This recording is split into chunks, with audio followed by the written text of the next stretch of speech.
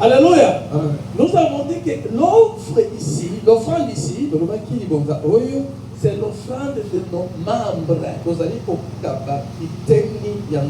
Notre corps. De la même façon que pour que Christ existe sur la terre, il avait besoin d'un corps physique.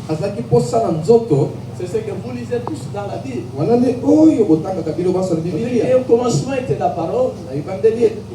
La parole était avec Dieu. La parole était Dieu. Et la parole a revêtu la chair. Et nous avons vu la gloire de la parole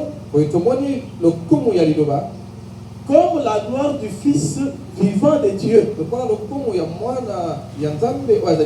C'est quand la parole a revêtu le corps qu'il est devenu Fils de Dieu. Alléluia. Si la parole ne revêtait pas la chair, la parole ne serait pas devenue Fils de Dieu. C'est-à-dire, si Jésus n'avait pas porté le corps, il ne serait pas le Fils de Dieu. Parce qu'il est le Dieu béni éternellement.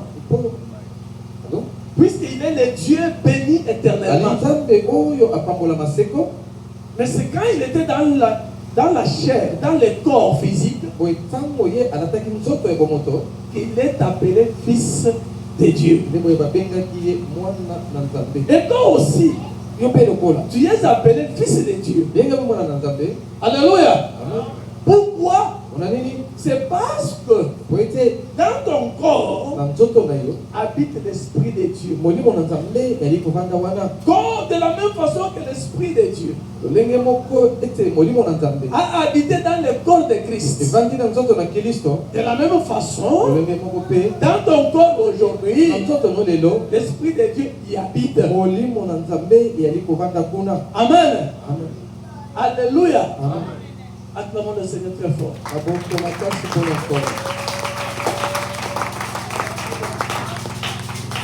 Maintenant, pour vivre comme des enfants de Dieu, c'est la difficulté aujourd'hui. Beaucoup de gens prient.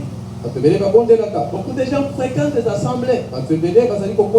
Mais leur vie au quotidien ne diffère en rien avec la vie de tous les autres humains.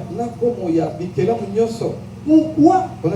C'est parce que ces gens n'ont pas offert leur corps